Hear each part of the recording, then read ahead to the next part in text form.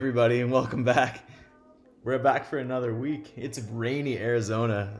Big rain yesterday. Uh, Rough game for the old Bison, but hey, all that matters is the end result for the title. So hey, we hopefully keep rolling.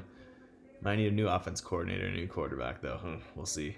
Pretty rough second half yesterday. Anyway, let's forget about the college ball. Let's look at the pro ball. It's Crack Kills. Week 6. We are back. Another great week. Let's see what the 5 things to watch for is. For Crack Kills, quick hits. Quick hit number 1. We're starting at the top. Flying high. Lone undefeated team left. I feel like this happens at least every season. Superfly TNT. They haven't even had a close game this year. Mostly thanks to the quarterbacks. Lamar Jackson, Patrick Mahomes, both been playing at an elite level. Mahomes especially, 15 touchdowns.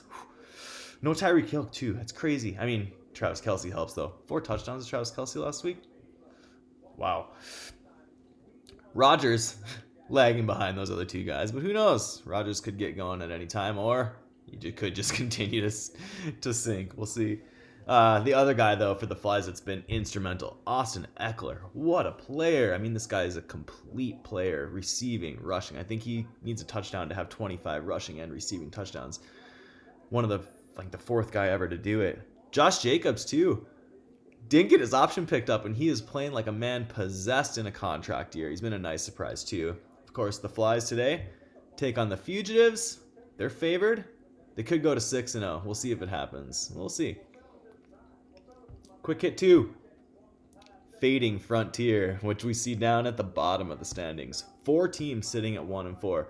1-4 would usually not be great, but when you've got 3 other teams down there with you when you're 1-4, it isn't as bad as it might seem.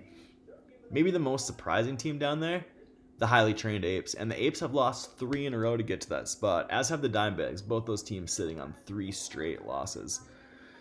The Bags, though, something is going to have to give today as they take on Future Cop, who's also 1-4. The Cops had a big win a couple weeks ago. We'll see if they put Zappy in today. I mean, you got to be hoping that they do, right?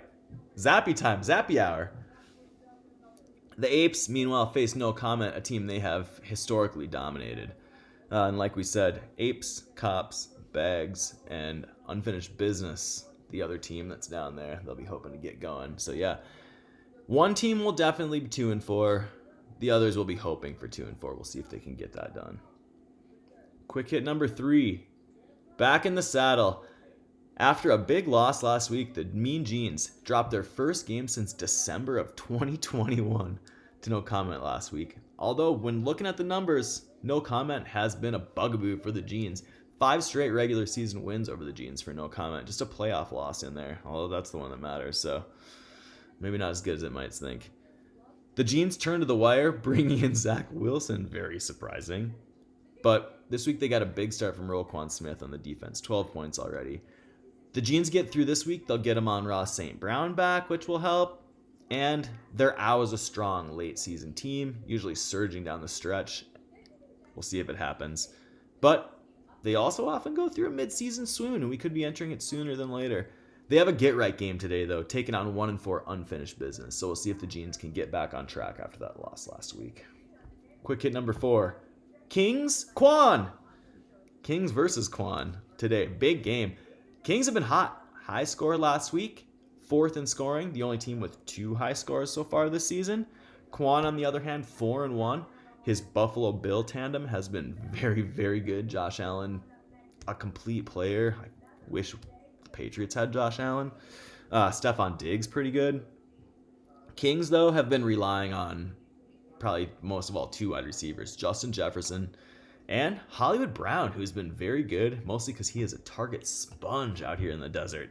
I think he had 15 targets 2 straight weeks. So the Kings got to be loving that out of Hollywood Brown.